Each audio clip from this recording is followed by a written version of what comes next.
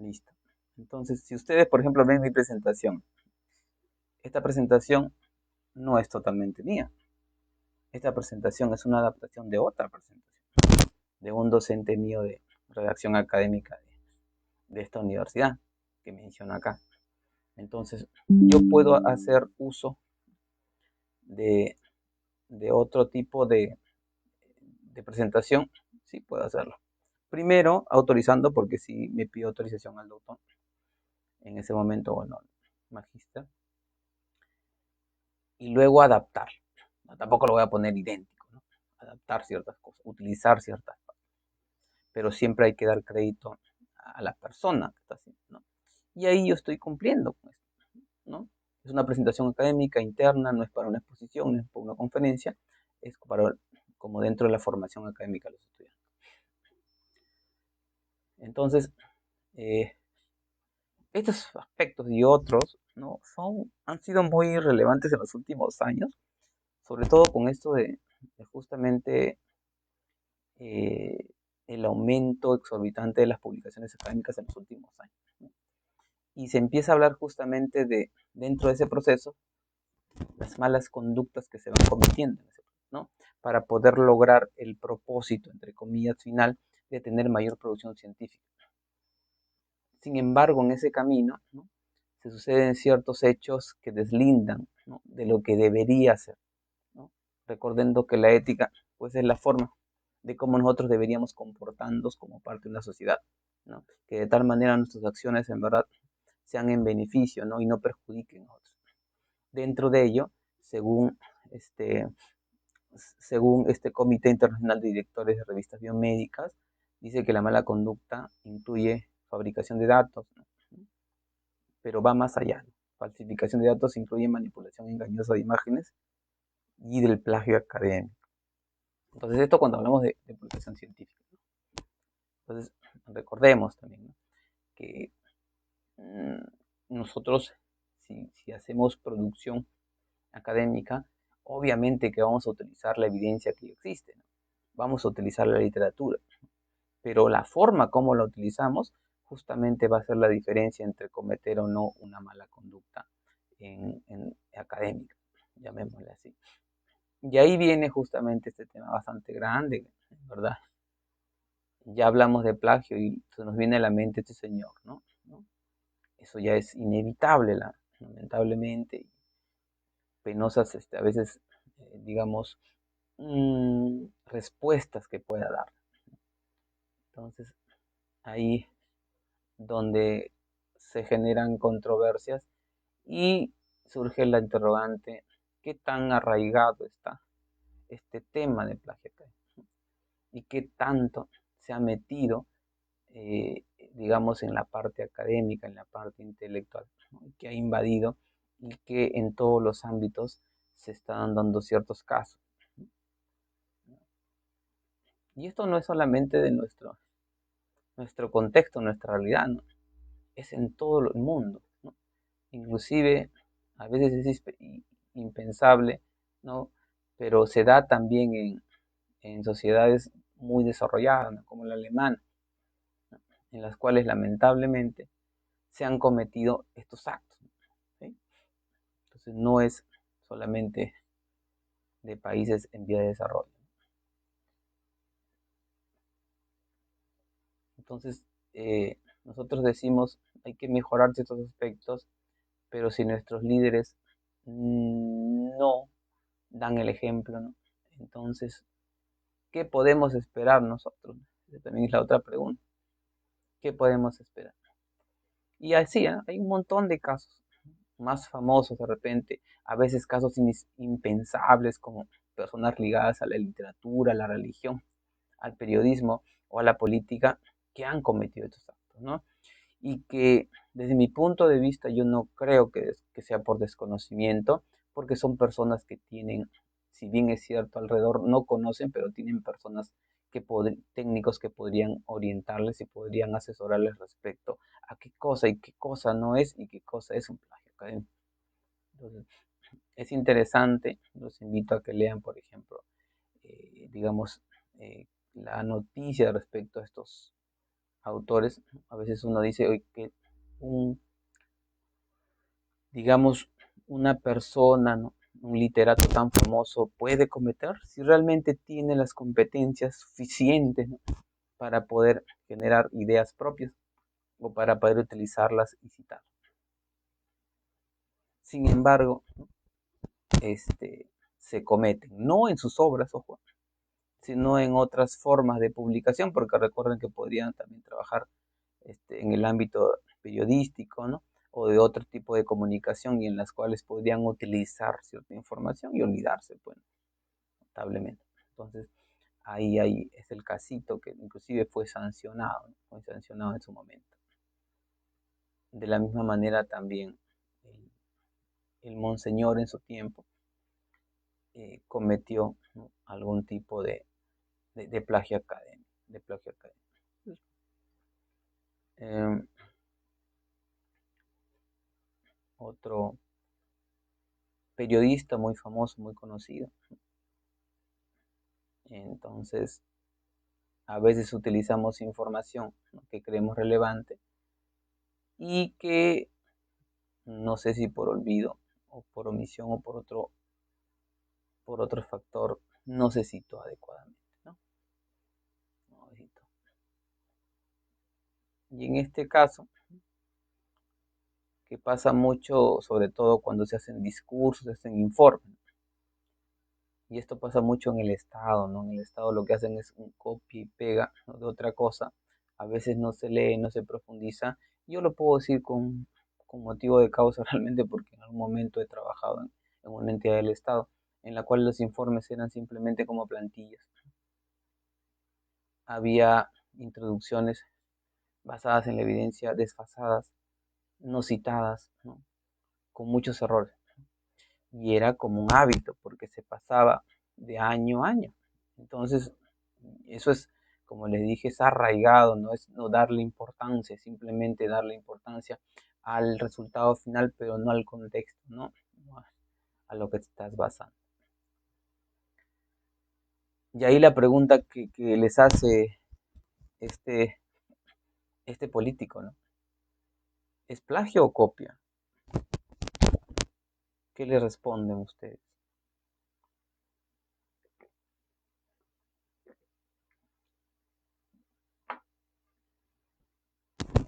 A ver, sobre todo los que todavía no han participado de esta, a ver, ni siquiera están para empezar. Bueno, a ver, ¿qué le dicen? Porque él dijo, este no es plagio, es una copia.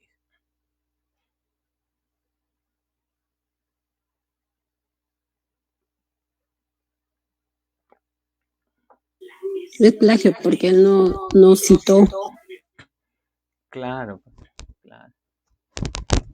Realmente ahí todo estaba copiado y no había cita. Bueno, no todo, no, la verdad no he visto, no podía mentir, pero gran parte no había citado.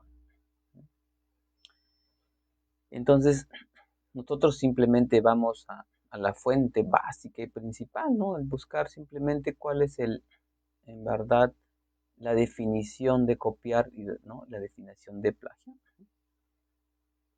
Entonces, ahí prácticamente son lo mismo, ¿no? Es copiar, ¿no? Escribir una parte, es copiar lo sustancial, obras ajenas, dándola como propia, ¿no? ¿Mm? Entonces, ahí donde viene este tema que prácticamente es copiar en el sustancial obras ajenas dándola como propia, ¿no? Y dándola como propia no necesariamente tengo que decir que es mío o que yo lo hice. Simplemente que si no lo citas, se sobreentiende que lo que estás escribiendo es tuyo, ¿no? Así, ya. Habla también, por ejemplo, el plagio o la utilización de ideas, dice, ojo, ideas, a pesar de que las ideas son tan complejas de reclamar, en verdad, ¿no? Porque yo puedo tener mil ideas, ¿no? Pero alguien se lo lleva, particularmente me ha pasado varias veces, ¿no? Varias veces, por X razón se las conté o se las compartió, trabajamos en un equipo, luego el equipo se dividió y al final esa idea apareció en otro lado. O darse una idea en un equipo el otro se lo apropia, hace el trabajo y al final ni gracias te dice, ¿no? Entonces, el plagio es la utilización de ideas o formulaciones verbales, orales, escritas, de otras personas sin que se les asigne, ¿no? Es como que, por ejemplo, yo voy a una conferencia, escucho a un conferencista, no todo lo que habla está en sus diapositivas, pero parte de lo que habla también es autoría. Bueno, se suponen, a no ser que esté citando a otra persona, ¿no? Cuando uno habla también tendría que citar. Eh, entonces, si yo hago mi video, mi grabación y saco información de ahí, no lo cito, también estaría cometiendo cierto plagio, ¿no? Sin que se les asigne exprese y claramente, ¿no?, el correspondiente crédito, de modo que esta práctica genera razonablemente la percepción de que estas ideas o formulaciones son de autoría propia. Entonces, en el ámbito académico hablamos de plagio académico. Y en la actualidad, pues, si bien es cierto, hay tecnología, ¿no? Hay tecnología de información, software que nos ayudan a ver el grado, el porcentaje de similitud, porque el Turnitin no te va a decir si es plagio o no, te va a decir qué tanta similitud, ¿no?, existe en tu trabajo respecto a otros, ¿no?, que existen y que están, pues, digamos, a disposición, ¿no?, están disponibles para analizar, ¿no? Y que en los últimos años, creo que con la post-pandemia ya se ha intensificado más el uso de la inteligencia artificial para generar ciertos documentos. Ahora, si bien existe esta estrategia, ¿qué tan válida es y qué tanto cometemos plagio al utilizar inteligencia artificial? Esa también es otra pregunta que se está desarrollando y se está investigando mucho, porque también no tendría sentido que yo utilice inteligencia artificial para que me haga mis trabajos. ¿Cuál sería en todo caso ya ahí el aporte de las personas? ¿Qué tendríamos que hacer? ¿Cuál es nuestro rol? ¿Se considera plagio al utilizar IA? No se considera. Y mencionarle que en los últimos años Turnitin sí incluye un análisis de uso de inteligencia artificial. De manera paralela, ve el porcentaje de inteligencia artificial que utiliza. Y que cada institución podría establecer, por ejemplo, un porcentaje máximo, ¿no? Yo podría utilizar inteligencia artificial en un 20%. Y si yo utilizo, yo tengo que también informarlo, ¿no? Tengo que también escribir como parte de mi metodología de, digamos, de un trabajo de investigación que se ha utilizado, ¿no?, perdón, inteligencia artificial para este proceso. O sea, es como una declaración que se tiene que hacer. Porque si no se declara y luego se identifica, entonces podrían tener ciertos problemas.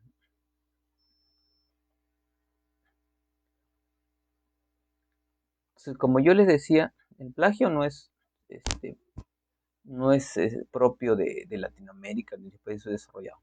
Se da en todos los países en verdad.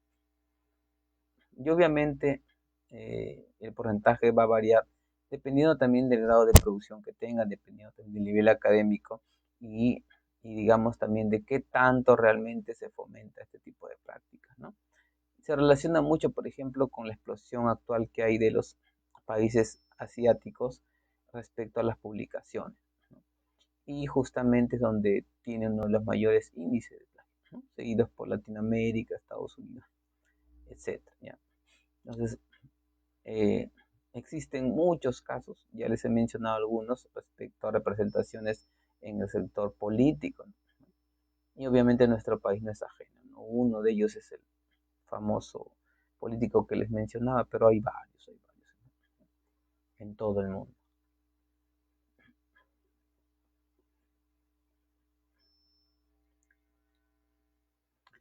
Este es un estudio que se hizo antes, mira, en el 2017 todavía, que lo que analizaba es justamente un caso de un programa de maestría en el Perú, ¿ya?, en lo cual se analizaba, ¿no?, actos de plagio, de copiarse, ¿no? Que es cheating, es el plagiar en exámenes, ¿no?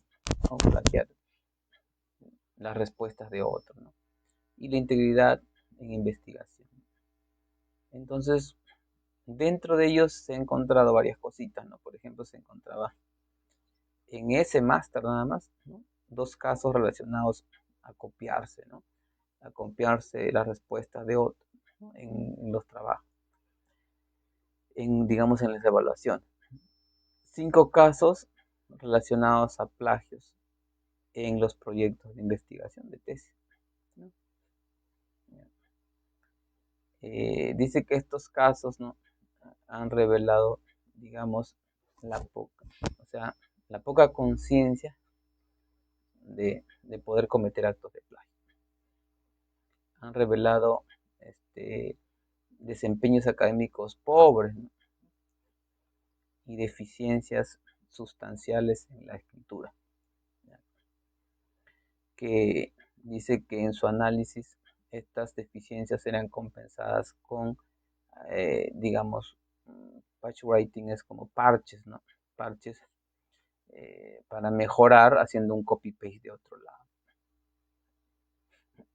Y estos eventos fueron de una u otra manera sancionados dependiendo de la severidad, ¿ya? Dice que algunos fueron separados, ¿no? Del programa, otros pues tomaron conciencia y no cometerlos en el futuro, etc. Entonces, ese es uno de los tantos, ¿no? Tengo otro estudio también, el que estoy yo analizando también eh, respecto a las prácticas y los conocimientos, ¿no? De este tipo de plagio. Entonces, ya lo mencionaba el autor que hemos analizado, que el plagio es más allá simplemente de utilizar o de copiar literalmente una obra y ponerla, ¿no? Y no citarla. No, hay varias formas, ¿ya? Hay varias formas que se derivan de ello, ¿no? El clásico, pues, es el parafraseo. Entonces, el parafraseo, como yo les decía, es, digamos, mejorar la redacción, ¿no? Mejorar la interpretación y concisión, ser más preciso de repente, pero las ideas son las mismas, ¿ya? En algunos casos puede llegar, dice, a la escritura completa, manteniendo la misma idea. Eso es, y no citarlos, pues, ¿no? Repetir la investigación, por ejemplo. Dice repetir los datos usando una misma metodología y resultados similares sin referirse al trabajo anterior, ¿no? Entonces, yo hago una investigación, repito esos datos, utilizo la misma metodología, pero no hago referencia de dónde lo usaba. Uso de fuentes secundarias. Dice, por ejemplo, eh, si yo analizo una revisión sistemática, un metaanálisis, que más o menos les comenté que era, eh, no se cita el metaanálisis, no se cita las fuentes primarias que se utilizó. Pero si yo estoy sacando información del metaanálisis, tendría que citar al metaanálisis. Duplicación, usa textos y datos de estudios previos. El verbatim, que es copiar el texto ajeno sin destacarlo. Es como que copio exactamente tal y como está, no le pongo ni comillas ni cursiva, no le hago un párrafo indentado, o sea, mejor dicho, no le hago una justificación a la derecha, ¿no? Como hacerle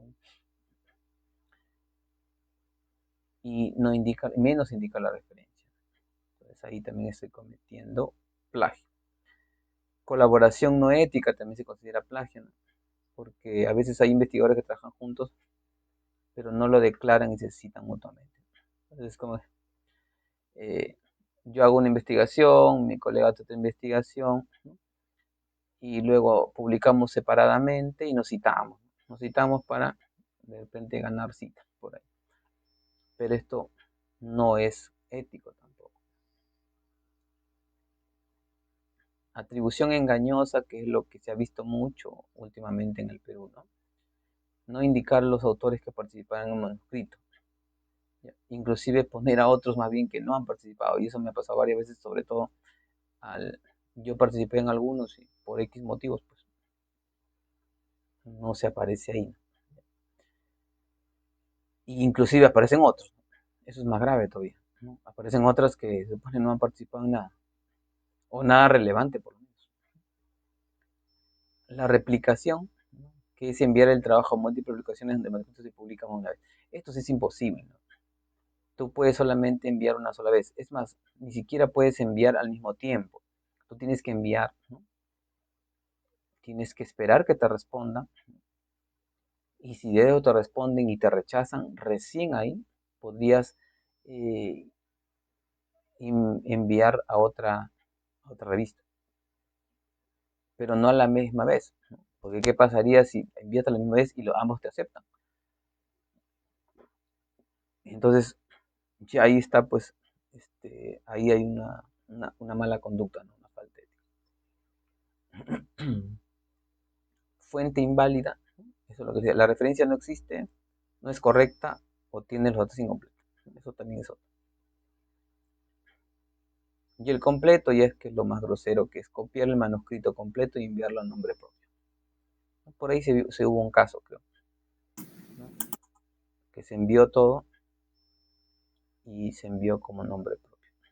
Antes creo que cuando no había mucho fomento en internet, inclusive no había software antiplagio, más o menos unos 10 años atrás, esto era algo habitual, ¿no? ¿Ya? Y es por eso que se copiaban fácilmente, se digitaban, ¿no? Se hizo famosos estas empresas, ¿no? De digitación que utilizaban de otros tesis para generar otros, ¿no? O inclusive hasta se vendían. Entonces, esto de repente ya no se comete mucho, ¿no? Sí, en los últimos años. Sí, Jorge, dime, te escucho. Sí, doctor, una consulta. Según el artículo que hemos leído, el Código Penal contempla un delito, ¿no? De 6 a 8 años Ujú. como pena. Pero, ¿cómo se podría reclamar, denunciar o el proceso si usted menciona que ha participado en una investigación y no y lo han excluido, ¿no? Entonces, oye, mira, ¿sabes que yo también he participado? ¿Qué pasó? ¿No? ¿Dónde se puede canalizar una queja, un reclamo? No sé. ¿Cómo se sería, ¿no? En el caso que usted participó en una investigación y no lo mencionaron. Sí es cierto eso, lo que mencionas, bueno, a veces lamentablemente echa la ley, echa la trampa, ¿no? Pero cuando la ley no está bien explícita, porque hay casos específicos, entonces te deja al aire libre a libre interpretación, ¿no? Entonces, si bien es cierto, incluye dentro de esas malas prácticas, pero no especifica, ¿no? Que, por ejemplo, la forma como tú podrías, digamos, demostrar, ¿no? Que has sido parte de esa investigación. Tendrías que hacer un juicio prácticamente, ¿no? Tendrías que ir primero a, a uno. Hay dos formas que tú puedes reclamar. Uno, escribir a la revista solicitando justamente una revisión de esto, pero mandando las pruebas. Ahora, por ejemplo, ¿cuáles serían mis pruebas para decir que yo participé? ¿Qué documento tiene? Asumiendo. Yo, por ejemplo, en el caso que le dije, fue asesor. En mi caso sí podría haberlo hecho. Sí podría haberlo hecho. Fui asesor, ¿no? Trabajé con ella, ¿no? Y tendría yo que en primera instancia eh, ir a la revista, escribir, ¿no? En segunda instancia, la revista es la que tiene que responder y tiene que hablar con los autores. Y lamentablemente la revista le va a preguntar a ellos, no a mí, si es cierta esa información, ¿no? Si es válida. Entonces, es como que eso, por eso que algunos aspectos éticos son complejos en verdad, ¿no? Esto de estar en el Código Penal está establecido son penas específicas, ¿no? En la cual se haya demostrado sí que realmente se ha cometido, ¿no? Pero hay algunos de esos tipos que es más complejo, ¿no? De reclamar, ¿no? De decir, oye, ¿qué pasó acá? ¿No? ¿Qué pasó acá? Por eso que hasta la actualidad, ahorita, hay mucha gente que, por ejemplo, estos que aparecen sin siquiera saber qué investigación es la que aparece su nombre, pero están ahí, ¿no? Como autores. Entonces, ¿por qué? Porque no hay una forma específica. Tendrían que llamar a cada autor, ¿no? Y de repente hacerle preguntas sobre su trabajo para ver si realmente eso no es. Entonces nadie va a hacer eso. Nadie va a hacer eso. Eso sí va a quedar siempre dentro de la ética. Y O dentro sea, de... complicado totalmente. Sí, Quedo ahí ya. es complicado. Puede ser usted asesor del trabajo de Pepito López, pero Pepito López pone a otra persona y ahí quedó. No puede cambiar eso. Ya Así va es. por la parte ética, ya va por la parte más holística, ¿no? Ya no de la persona propiamente. Ok. Sí, eso es verdad. ¿No? Y otro es peor todavía porque me ha tocado como 3, 4 veces que ha sido un asesor externo, ¿no? Porque ya ni siquiera tengo documentos. Entonces podría aparecer alguien más vivo, entre comillas, y dice, yo te voy a ayudar a esto, papá, se lo lleva, lo publican, pero con la condición de que no le pongas a tal. Y ya va de la mano también con la parte ética del autor principal, ¿no? Porque el autor principal es el que decide, ¿no? Y eso es bastante complejo, pero pasa, y eso pasa cada rato, pasa cada rato. Eh, entonces, como decía su compañero, ¿no? Ahí, no todo lamentablemente se puede. Tiene una penalidad, ¿no? Si no, pues no hubiera tantos juicios, demorarían tanto. Bien, bueno, algo más nomás respecto a lo que ya se mencionaba es el autoplagio, ¿no? Utilizar mi propia información, utilizar alguna resultado de una investigación, ¿no? Pero a veces creemos que porque es mío, yo no lo cito. Sí, pues tuyo, es cierto, pero está publicado en otro lado. Ya recordemos, cuando está publicado en otro lado, ya tengo que hacer referencia, ¿no? Así sea lo que yo mismo he publicado. ¿Ya? Entonces, yo puedo utilizarlo, sí puedo, pero tengo que autocitarme, mejor dicho. Que en verdad, dentro de las prácticas ideales, no está recomendado ser autocita, ¿ya? No está recomendado. Pero sí, o sea, tampoco es que esté prohibido, que no esté permitido.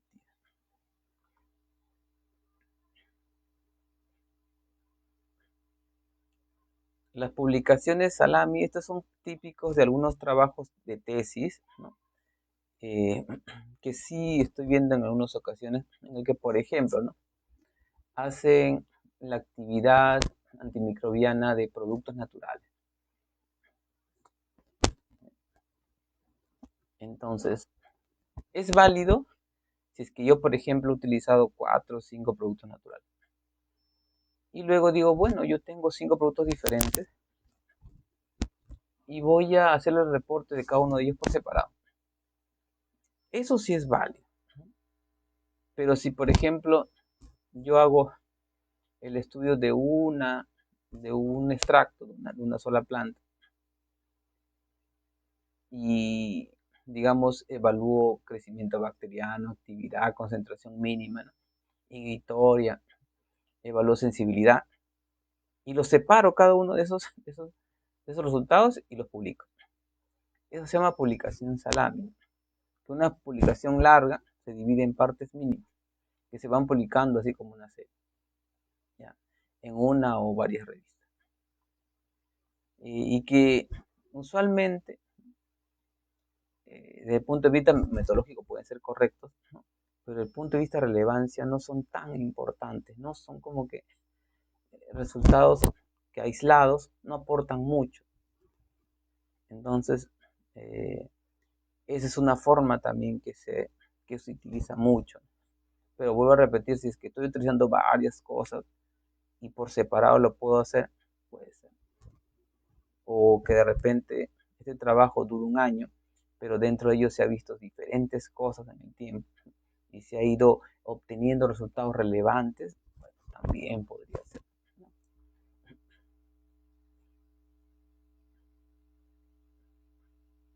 La publicación duplicada o redundante, ya lo habíamos mencionado.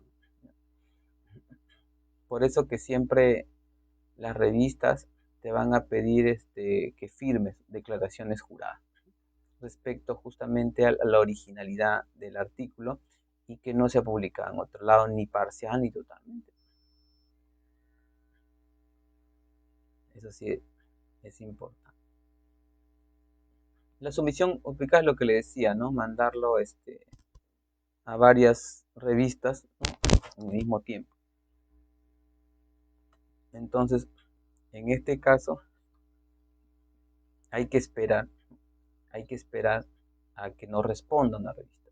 Nos acepte o nos rechaza. Nos rechaza, recién ahí podemos hacer la sumisión a otra revista, ¿no? Información duplicada, publicada en traducciones, eso es lo que yo les decía respecto a que yo lo hago en español, luego lo presento en inglés, ¿no? Pero ni siquiera hago las declaraciones, ni los permisos, ni las autorizaciones de la revista original, en el idioma original que inicialmente se hizo la publicación, ¿no? Y lo mando directamente. Entonces, yo tengo que tener eso, ¿no? Antes de, si que quiero realmente publicarlo, porque también se puede hacer, sí es cierto, pero con esa salvedad.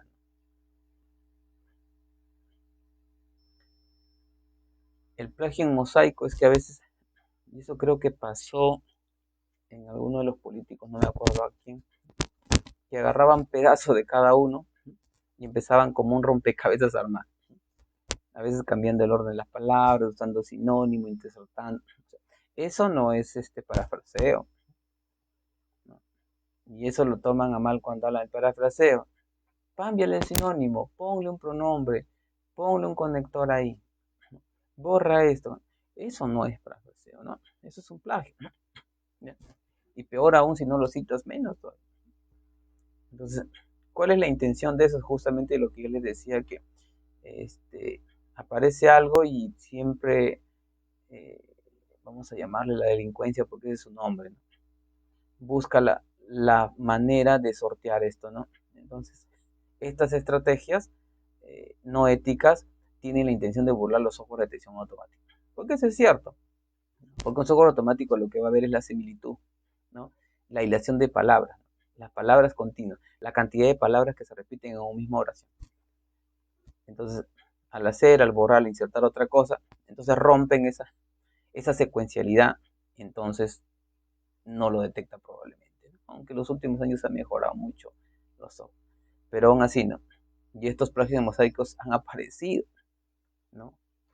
Como parte justamente de estos software.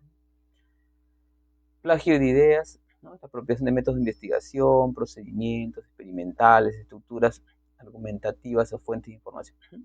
Por ejemplo, hay cosas que uno crea, ¿no?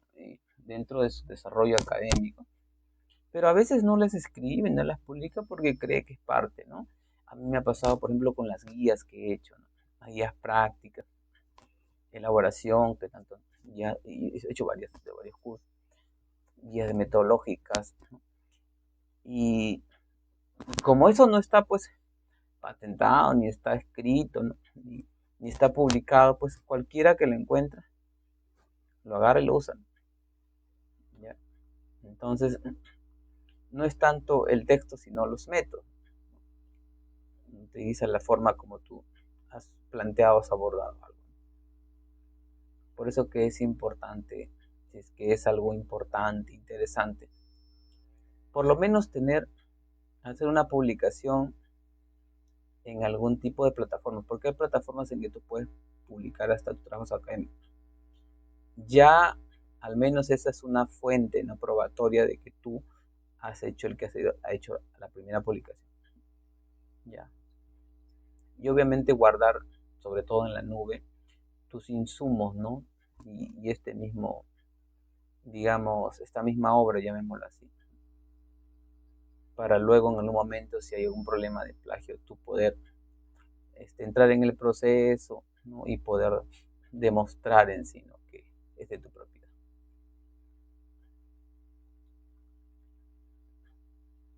También hay el plagio accidental, ¿no? Donde un autor parafrasea una fuente, una cita y un hecho, y sin hacer referencia al original.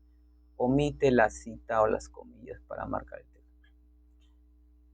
Pero que en ese caso se alega no haber sido una mala conducta, sino un olvido, un descuido, que es lo que decía este señor político, ¿no?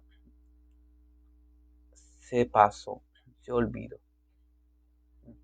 no lo pudo. Pero ya con esto, por ejemplo, en el caso de los uso de gestores, no debería pasar eso. Todavía el resultado es el mismo y configura negligencia, ¿no? Sin embargo, tampoco pues puedo decir que cómo puedo medir si fue accidental o no, o fue intencional.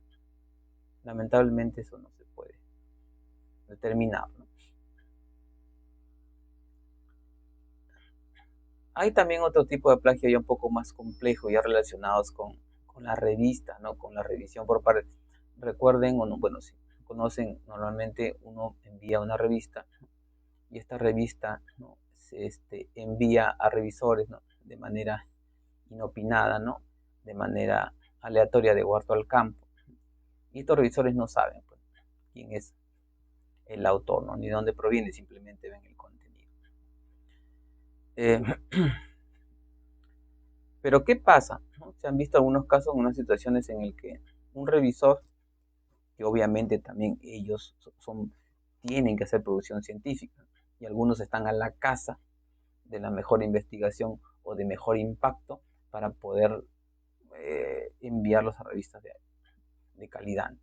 Entonces, este revisor rechaza ese artículo, ¿no? Podría poner diferentes razones, ¿no? Pero luego aparece publicado ese artículo con el nombre del revisor en la misma revista. Entonces, imagínense, ¿no? Y se ha cometido, hay casos. Ya, bueno, actualmente ya es más complicado, pero aún así. Porque uno mismo dice, ¿no? ¿Qué pasa con mi artículo que lo envié y me lo rechazaron? Porque ellos tienen toda esa información. Y después aparece con otro nombre, con ciertas cosas modificadas, pero muy similar al tuyo, ¿no?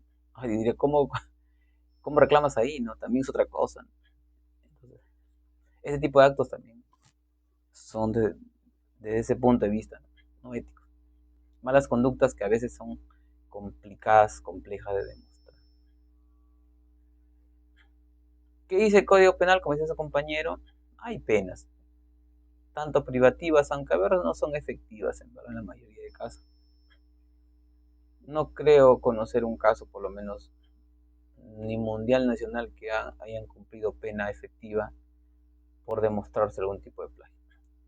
Pero sí hay multas, ¿no? Pagos que tienen que hacer.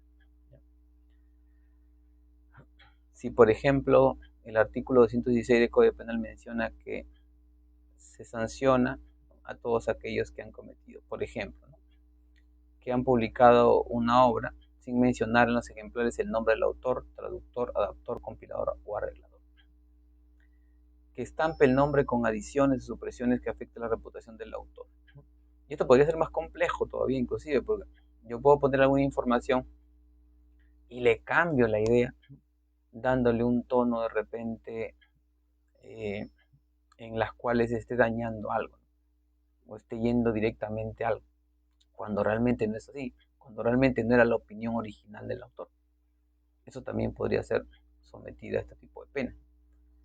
Cuando publique la obra con abreviaturas, adiciones, supresiones o cualquier otra modificación sin el consentimiento. Yo algo les decía ahí que yo puedo utilizarlo, ¿no? Pero en publicaciones, ojo, porque como parte académica yo he dicho que sí podría utilizarlo. Claro, pero tampoco no debo cambiar las ideas.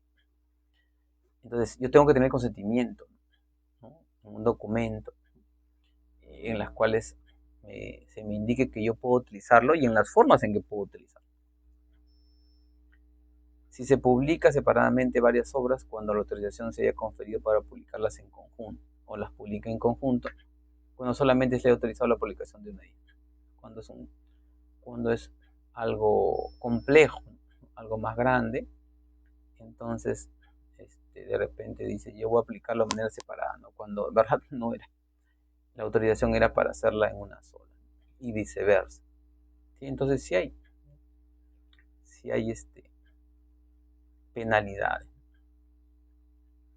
Ahí está el autoplagio que yo les decía, ¿no? Lo mismo es repetir nada más un poco. Bien, los software que existen han aparecido varios en los últimos años, pero los más conocidos y los más famosos y lo que utilizamos en la mayoría de universidades ahora es el Turnitin, ¿no? Que en verdad es un software que se alimenta y se nutre de toda la evidencia que existe y cada vez más va almacenándose en más bases de datos, ¿no? Entonces lo que hace es analizar, ¿no?, el contenido de la obra que se ha presentado y, y tiene acceso a todas las bases de datos que ustedes se pueden imaginar. Bueno, no todos, sino a la mayoría. Y en base a eso va identificando y va detectando qué tanta similitud tiene, y esa similitud está, digamos, está ligada a esta publicación o esta autoría. Bueno, hay otros que en otras universidades todavía se utilizaban, no sé si siguen utilizando. Entonces, la pregunta ahora es qué hacer, ¿no? ¿Qué hacer? ¿Cómo mejorar? ¿Cómo evitar? ¿Qué estrategia? Pues es lo que yo les mencioné. Entonces uno lo que puede utilizar es parafrasear, ¿no?, y citar al autor, sin cambiar esa idea, ¿no?, dando ese crédito a esa fuente, que es lo que dice pues este manual. Entonces, es la estrategia directa relacionada a cómo evitar el plagio en un trabajo académico. Les hablaba también justamente con el fomento ya ahora en los últimos años de manera masiva de la inteligencia artificial en todas sus modalidades, pero también en la parte de producción académica, de trabajos académicos, se ha hecho muy famosa, ¿no? Y yo les pregunto ahorita, y nadie me va a negar que lo usa, o lo he usado. Yo también lo uso. ¿Quién no lo usa? Es que decir no usarlo es negarse a esta, digamos, a esta evolución o a este avance de la tecnología. El tema es cómo lo uso, para qué lo uso, cuándo, cómo y para qué lo uso, ¿no? Y en los últimos años se viene discutiendo si realmente el utilizar estos, digamos, chatbots, ¿no?, textuales, sobre todo GPT, GPT-3 u otros, en verdad son formas de plagio. Y se está discutiendo mucho, ¿no? Está llegando a consensos, ¿no? Y es por eso que este artículo, ¿no?, menciona que en sus hallazgos, ¿no?, sugiere que el uso de ChatGPT, por ejemplo, es una herramienta ya valiosa, importante, sobre todo en la parte de la escritura.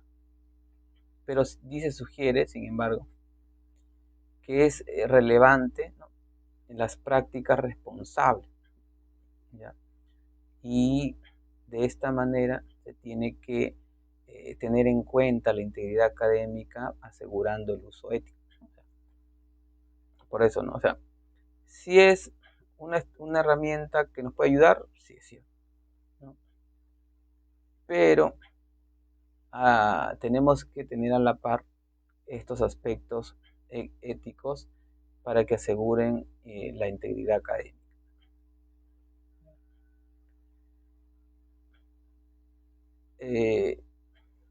Una cita, digamos, adecuada debe atribuir, o sea, una cita adecuada de acuerdo a los aspectos éticos debe atribuir, ¿no?, digamos, a quien